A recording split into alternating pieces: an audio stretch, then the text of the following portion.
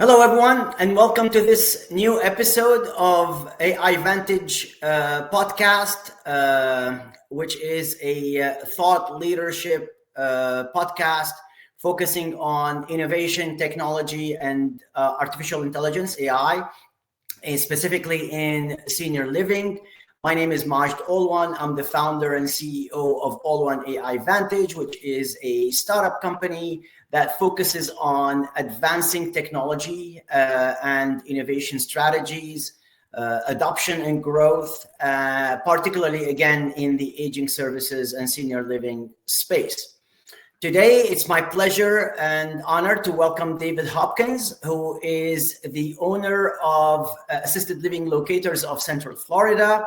And today, David and I will talk about some of the trends that he's seeing in this sector, some of the innovative approaches, the applications of technologies that he's seeing in day-to-day life, and so on and so forth. So without further ado, I will let David introduce himself and introduce his company and tell us about all the great things that they're doing to serve older adults in Central Florida. Go ahead, David. Thanks, Maj. Nice to meet everybody. My name is David Hopkins. I'm co-owner of the Assisted Living Locators of Central Florida. We're a franchise brand. Assisted Living Locators was started over 22 years ago out of Phoenix, Arizona by a nurse.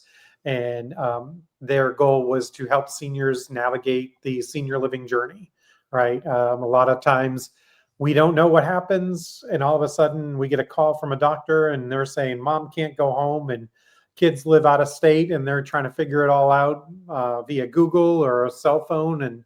And we provide on the ground expertise, boots right next to mom or dad to walk through this journey, whether it's into assisted living, skilled nursing, home care, or if they're moving back home, how do they support themselves to be successful in that process? We act a little bit as counselors to the kids and to the family members and having those conversations. I myself have done the family journey 5 times with dementia and life support removals. So I feel like I have a good handle on some of those pieces, as well as for the past 10 years, I've been an executive director running assisted living communities in the Central Florida area. So not only do I know the buildings, but I also know the people running them, which is just as important when you're walking in and touring a community. Great. I'm so glad to hear that you have been in the executive director position and you know the operations and what it entails from insider's view, so to speak. Yeah. Excellent. So what are some of the major trends that you're seeing in this sector, not necessarily just in Central Florida, but maybe nationwide and maybe even globally? Yeah. So, I mean, from a marketing perspective, right, SEO's been the buzzword forever and a day, and now it's becoming GPO. And how are you being searched on Chat, GPT or Gemini or any of the AI platforms? And you have to realize you're serving an older population that needs the services, but the people that are helping them do that is their kids, and that's a much younger generation. I had a client this past week and she's 25 and her dad had her much later in life. And so her style of searching for help is not going to be the same as a mom of who's 40 or 50 with a couple kids. That's just going to be a different generation. Yeah, absolutely. So a Place for Mom just announced last week, which is kind of the biggest player in the placement services out there, that they've already switched to AI and they are looking at those and focusing their majority of their marketing dollars on that. And so that's obviously, they're not announcing that unless they're already miles down the road in that process, because they're kind of a marketing giant in our industry. They have the number one place on majority of those websites, and the local people like myself, we struggle on the SEO side of things to try and get the number of clicks that they would get from that perspective. So, being in the AI world is definitely going to help us in that perspective to really give some quality and services to our seniors out there. because our services are free, and that's very needed in that perspective. I think the other thing that I've kind free to the consumer, just to be clear, right? yeah, free to the consumer. Yeah. So Yep. we're like kind of realtors for senior living, if you will. We'll help you go around and look and find which kitchen you like and which bedroom you like and what view you like. And Yep. then we'll figure out if we can, do some affording and all that good stuff, and how do we pay for it, and what does that really help us do for a longevity and a quality of life. So just to clarify for the audience, you mentioned SEO and GEO or GPO. GPO. Yep. Yep. So SEO is search engine optimization, right? And Right. GPO is generative or generative AI type of search. Correct. So I'm sort of a little bit surprised to hear a 25-year-old family caregiver looking for sort of services. Are you seeing many of these examples? And if so, I think we probably start service providers need to start advertising on TikTok. Exactly. not just Facebook, because we know TikTok and Instagram, because we know that that generation is not necessarily on Facebook. Nope, not at all. And you're absolutely correct. And yeah, they are getting younger. And I'm an only child, so I worked in healthcare for 20 years. And so if there was ever a problem in healthcare, it was give it to David because he works in healthcare. Now it could be something I know nothing about, but because I'm under that umbrella of healthcare, I was the designated person to make inquiries or have conversations. And yes, I might know or speak a different language like that. Our healthcare speak with all our acronyms and words and everything that we like to use in healthcare. So that, has always been a piece. And, we're starting to see a lot younger generations come through. And even as the sandwich generation, which is the generation of the 40s and 50s, and they're taking care of kids at home, but they're also taking care of their parents because their parents are living much longer than, was anticipated.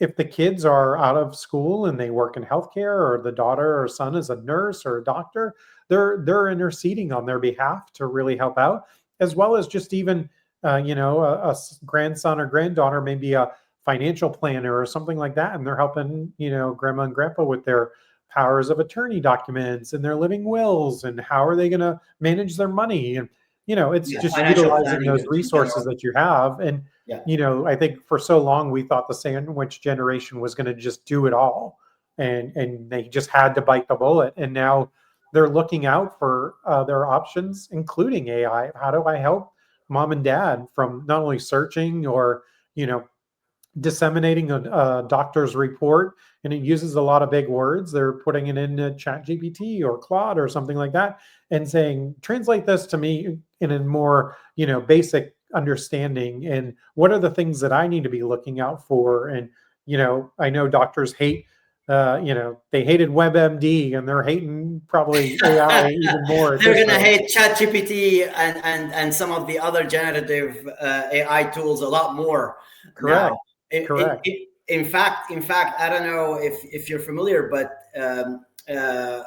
in terms of radiologists, probably are going to hate AI tools the most, because in many hospitals are now relying on AI to review and interpret radiology sort of imaging results. And sort of getting or reducing, reducing the workforce of radiologists that they have on the payroll. So that's great. You've already touched on some of the innovative approaches and the innovative things that you're seeing. I wonder what innovative approaches are you personally adopting in your own assisted living locators of Central Florida? Yeah. And so for me, lead generation is probably my biggest concern for as an entrepreneur and as a business owner, right? Because if you don't have your leads coming in, you can't make your money.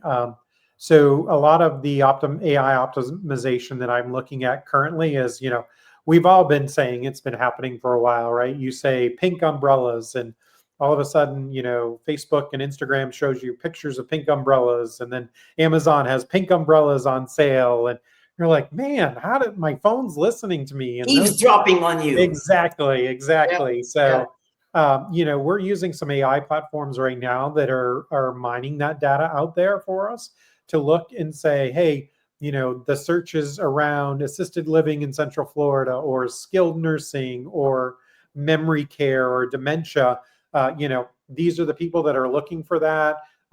These are the people that are not only on my website, but maybe a competitor's website. They're actively seeking out help in a platform, whether it's from a Google or an SEO platform or even a AI platform, and they're looking across those different platforms for the same thing, and they're trying to get some information. Where then, I've kind of said this a few times now that I think our marketing strategies are changing. We used to be gatherers, right?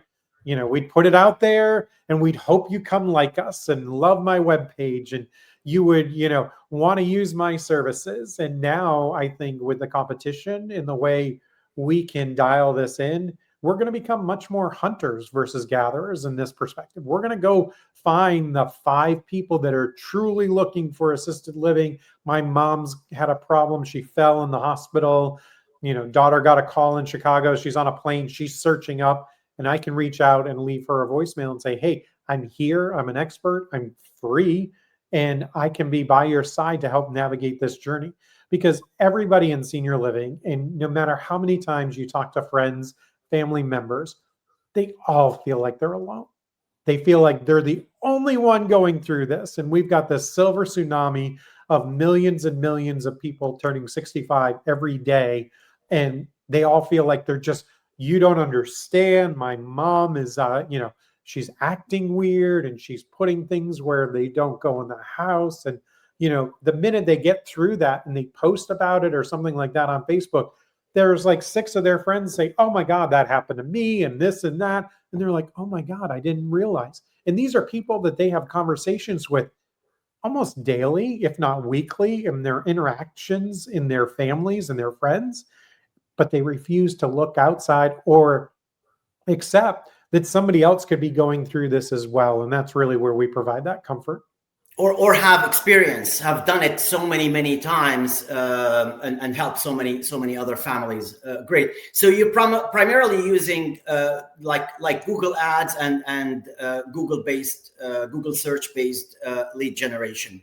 We are, and we've been testing for the past 4 months now about this hunter-gatherer perspective and looking out there and seeing where we can find some aggregate data that we can then target market for people that are truly in need and during that crisis time, right? I mean, 90% of our business comes from mom fell at home. She was okay for a while. One fall sends us down this path, and they need immediate help. It's not, I can wait till, Monday through Friday, 8 to 5 kind of deal. It's like Sunday at 7:30 and the phone rings. And it's like, I don't know what to do. Crisis mode as opposed to being proactive and planning. Unfortunately, that's been the hallmark of aging services in this country. Absolutely. So what has some of the impacts of using Google-based search targeting and lead generation?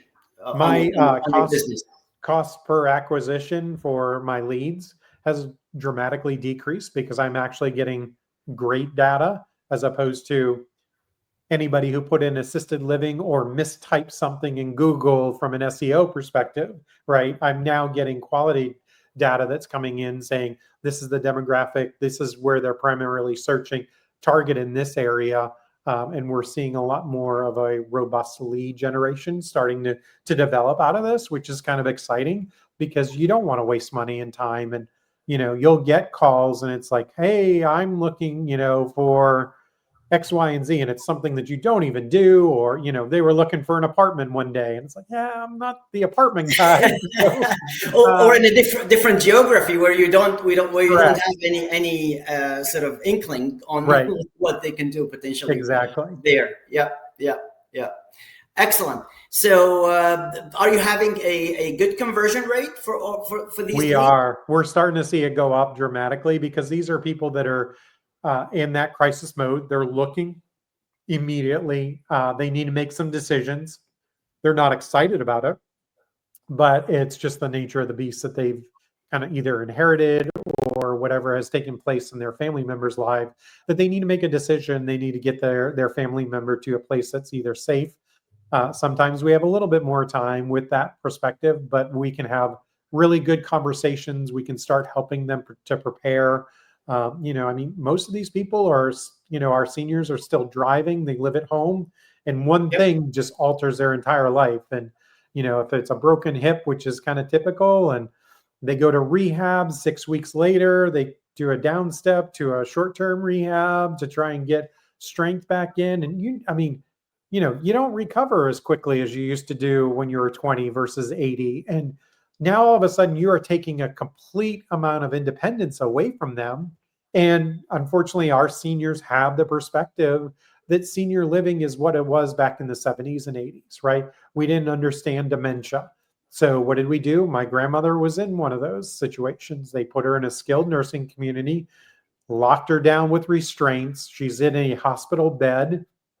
They'd come in and change her and bathe her in the bed, and she didn't move until she passed away, because she was acting weird, and we didn't understand this, and what is dementia and what is Alzheimer's. And now we have whole communities where our whole focus is just to make them thrive. But their perspective is, I remember my mom.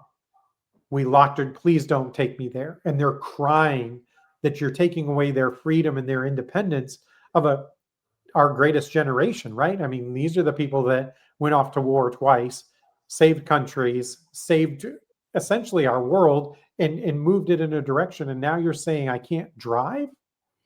That's a big adjustment for somebody at that point. Yeah, and that's actually one of the drivers of the so-called aging in place movement, when it's not always the best option. I can see it for a segment of older adults, but it's not the solution for everyone. And sometimes it ends up the perception is that it's cheaper. And that may be true for certain individuals, right? Who are again physically active, and I don't mean just physically active like they're really active, because again there's an octogenarian who's running and doing a triathlon, right? Even if they're not being the first one to finish, right? But they are really sporty and physically strong and physically active, and there are ones that are frail that can barely sort of lift their foot to get over the bathroom threshold, right? So but I definitely see that difference. And the other thing that I generally see is that for assisted living, it's now catering, because of this desire to remain independent for as long as possible. We're starting to see the characteristics of the population who's willing to move into assisted living, similar to those who were were eligible for placement in nursing homes 15 or 20 years ago, right? So they're getting the admissions are generally are older, frailer, and having a lot more chronic conditions and sort of medical complications as well. Yeah, definitely. And in fact, you're seeing it now with there's counties here in Central Florida where I live, and based off of our population over the age of 65, we have less than 1% of senior beds available for caring for them. And that's skilled nursing, assisted living. And that's a problem, because you're going to have a big influx of people coming in, and we're not going to have places to put them. And these communities are going to be full. And now we're going to have to look for alternative solutions. And I do want to circle back because I love when people talk about aging in place, right? And I am totally for that. And yes, if you don't live in a tri-level, split-level house, that's great. If you can manage all on one floor, that's even better, right? But the biggest thing in our seniors tie on to this is I bought this home, I paid for it, this is where I've raised my kids, and I want to enjoy that. And they can't make that next step to the next move, right? And unfortunately, this is where we see a lot of suicides happening because they live alone and they are used to being living with a partner for 50, 60 years, doing things, going to church. That socialization is so hugely important. So even when I'm talking with family members and they're like, yeah, we're going to take mom home, I'm like, listen, she needs to be involved in activities. She needs to have friends that are bringing her out. That constant conversation is huge. You cannot park them in front of a TV all day because that is no socialization. And we as humans need that. We need that kind of village mentality. Network, and, and that's a big piece of making sure that they have that when they age at home. But if you can handle it at home and have caregivers coming in, absolutely, that's a great thing. But that socialization piece is so quickly diminished and they become hermits out of that. So I totally agree. The social engagement is extremely important, and I actually experienced that with my after my father passed. My mother sort of started limiting her sort of social activities and engaging, going out and so on and so forth, and she ended up being bedridden, unfortunately, with my sister as a live-in caregiver for over 6 years until she passed. Yeah, but she was against. Not only her, but the whole family was against the whole thing. So, what are some of the challenges that you see impacting broader adoption and embracement and growth of some of the AI approaches and tools that you're starting to see benefits of? Right. I think, we've got a fear factor, right? We don't know what AI is going to do. We've seen movies where AI takes over the world and we're all enslaved to them and it's just run by robots. So I think there's a healthy dose of fear out there.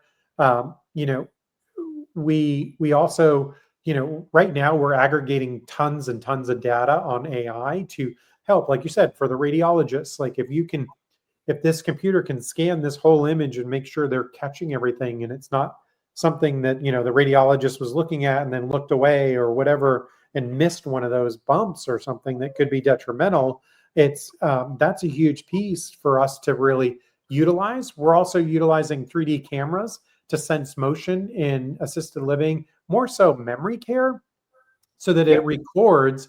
And if somebody falls, it re-records back for 10 seconds so we can see the fall. Because one of the biggest problems is they might have just slid out of bed and just kind of, sat on the floor and it's not really a big fall. It doesn't warrant calling EMS. Correct. But if you have a diagnosis of dementia, we can't take your word that you didn't fall. So we gotta, error on the side of judgment and safety on that. So out you go, and it might be a 6-hour ordeal at the hospital and nothing's wrong. And then you're back. And so.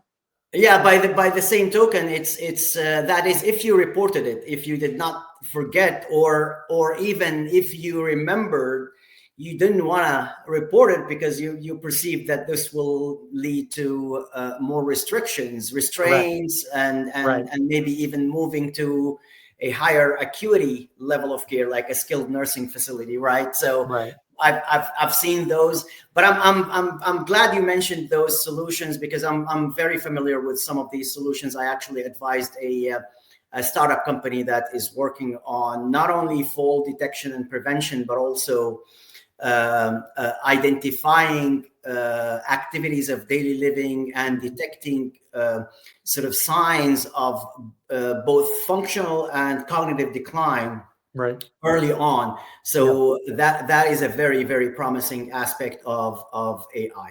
Yeah. So what additional opportunities? The fall detection and prevention is an excellent example. Do you have any other examples for opportunities for AI? I think sector. truly too, where dementia, such a big overarching, diagnosis. Alzheimer's is kind of the showstopper in that piece, but Alzheimer's is a subsection of dementia, and there's many different Sure. sections around that.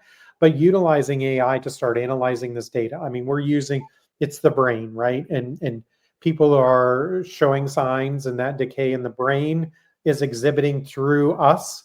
So people get very upset, and they're like, "Mom, just stop that." And my Yeah. counsel to them all the time is, "Listen, dementia is a disease, and you can get mad at cancer, but cancer doesn't care. And the same way you get it through dementia, you can get mad at dementia, but it doesn't care. And unfortunately, it manifests through our loved one. And we see them where they sometimes are good and sometimes they're not so good. And we feel like they can control it, Something's which off. they Yeah. can't, right? Yeah.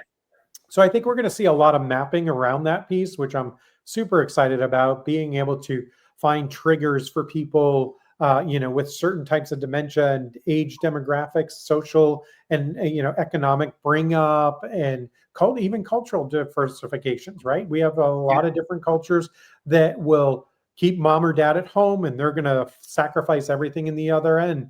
There's other cultures that are going to be like, "Hey, mom's off to a community and I'm done with that. And I'll see you, every Saturday for lunchtime." And knowing that and knowing how the person with dementia is going to process through that will be very helpful for caregivers in not only decreasing, aggression, but also allowing the person with dementia to really communicate well, and to even, identify their needs and say, "This is what I'm trying to say," when they can't say that word at all. So Exactly. Actually, I've seen quite a few tools that are AI and virtual reality based that are used to train staff on handling dementia patients, and sort of helping break the ice and Right. get them to communicate what they want, and also express pain. Pain levels, right? Because they're not necessarily always verbal. Who can say, "My pain level is on a scale of 1 to 10 is 5 today, or 8 today," right? No, absolutely. So these are great points, and again, I see a lot of promise for generally data and prediction. Yes. Not only prediction, actually, but also predictive analytics, as well as prescriptive analytics, which provide decision support. Again, AI is not necessarily a replacement for caregivers or clinicians or judgment at all, but they can be a time-saving and efficiency tool, and can provide sort of insights on what the potential courses of action that could be done to prevent deterioration or alleviate an issue. That's great. If David had a magic wand, a tech magic wand, an AI magic wand, since you've been in Disney, based on reading your your background, and in Orlando especially. So if you had that magic wand, what challenge would you point it at to solve for you? For me, it's the emotional component of what we do is sometimes so overwhelming that if you could have somebody help you with that, or have a on-site therapist that could be talking to you through this process, I think that would probably be my number one gift. And not so much just from, selfishly, I'd want lead generation to be able to help more people, hire more people, all that stuff. But the emotional component of walking through this senior living journey is so overwhelming to people. There was a story up in South Carolina. The lady was 80 years old. Her husband had to go into a skilled nursing for all his problems with healthcare, and she walked in and shot him and killed him. And now she's arrested, and she's like, "I just couldn't do it." She sent 3 notes to friends. She's like, I just physically and mentally can't do this. in that perspective of things. And she was very, very emotional about the whole process. Wow. Wow. So that would be though for you, for not for you per se, but for your clients and their family. Correct. Right? Yeah, Yeah. definitely. Yeah. Yeah. That's a very interesting one. And again, there are solutions out there Yeah. definitely for these kinds of things. And a lot Right. of people, but again, it's not quite trusted yet, No. because we've seen a couple of examples where ChatGPT gave guidance to people on how to commit suicide, Right. unfortunately. Yeah. And it hit the news. Right. So we probably need a little bit more sort of in-depth Guidelines around that piece research of it. and Yeah. yes, and Yeah. guidelines around this. But Yeah. what about you, your own business, your daily Yeah. So for me, grind, your the daily life? automation of so Dave Ramsey has a great perspective, right? He says when you're couples and you get married, there's the free spirit and there's the nerd, right? And the free spirit doesn't get exempt from planning around their financial perspective, but you have to participate and you have to be involved in that. Now, we don't want them doing all the detail work, and I'm a free spirit. So for me, AI has really helped me a lot with, just the mundane tasks. The CRM that I use, the customer relation module. Management. Yeah. So making sure it documents all my tours. It takes it from the calendar, puts those in. If I can, voice notes as I'm driving from community to community after I visited with a prospective client, just giving that feedback so I can aggregate it. Also, that helps me when I'm recommending communities that, hey, this place was really great. It really did some awesome work around dementia for the last 3 patients. That's a great perspective for me to bring a 4th patient at that point in time in there. So for me, like those mundane things, accounting, CRM, just those detail work is huge because I love the people interaction piece of that. So the more times I can spend doing the stuff that I really love and I'm really good at, the better it makes my job. Yeah, yeah. Are you well, just out of curiosity, are you currently using any technologies to record your conversations, summarize your conversations, and so these are very popular tools. No, we're definitely using our platform for emails, Google. So we're using Gemini on that a lot to record all the meetings, pieces like that, getting it highlighted. And I love that AI perspective because Yep. you used to get the recording, and it's like and it gets rid of all of that. It gives you your summarizing facts. It's like here's the 3 key points. Because that's what I need. I don't need the hour transcript. I need 5 points. What was I talking about? What do I need to follow up on? And let's go. Yeah, I don't need to re-listen to a 1-hour conversation and take notes. It gives me not only the summary but also the action points, right? What you promised the client to do and so on. So that's great. What advice would you like to share with the audience, whether it's providers, sort of intermediaries like yourself who are helping seniors and families, or older adults and their family caregivers? For the senior living family members and all that stuff, there's plenty of people out there that are willing to help you. You just have to go ask. Post it out there. Somebody's going to come. There's a lot of community forums, and you can just ask, hey, is there anybody I should talk to? And people will have recommendations. And then, majority of those services around that are free. So it doesn't hurt to have a phone call, and you may gain something. Aside from that, the AI perspective for people that are working in senior living, it's here. There's so many tools that you can utilize to help become more efficient in your day. I joked with my wife the other night and I said, man, I saved like 2 hours of doing just detail work. I said, I kind of feel like I'm almost to the George Jetson where he worked a 3-hour day and all he punched was a button all day. I'm like, this is going to be great. Rosie's going to come out and clean our house now, and we don't have to worry about this anymore. So I'm kind of excited about that perspective. And, we all need to participate in it because it's here and it's moving. And the better you are at it, the more you can utilize it to really decrease the stuff you don't like doing in your work so that you can do the stuff that's really fun and engaging and really excel on those.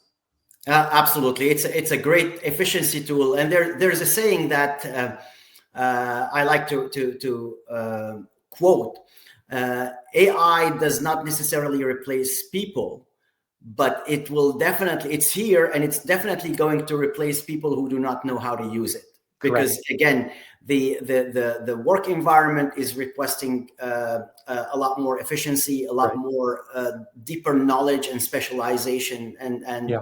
there's going to be a huge sort of gap between those who know how to utilize these tools and those who do not, Well, it's the unfortunately. same like when we had computers, right? When Apple IIe came out Exactly. and the IBM, right? I mean, the kids were on there punching away, and now all of a sudden you've got generations that didn't use a computer or email or anything like that, and they had to. They had to adapt Yeah. quickly. And this is our next computer for this kind of segment of where we're at in this life. So Exactly. The same with cell phones, smartphones, and even typewriters, right? right. People did not used to had to learn how to type, right? Excellent. So that's great advice. Thank you so much, David, for your time today. Absolutely. I My pleasure. immensely enjoyed the conversation. And where would people learn about you, about your Sure. company, if they You can, are yeah, interested in I'm learning more? I'm a LinkedIn kind of guy, so I'm on there, David S. Hopkins. Our website is all-cfl.com, and you can read all about us there. And as always, you can always reach me on my cell phone, 352-705-3779. And I use one phone number because I'm the guy, and I'm going to answer the phone, and we're going to have a conversation. So As they say, you're the man. sometimes. Great. Thank you so much, David, for your time Thanks today. much. I appreciate your time today. Thank you.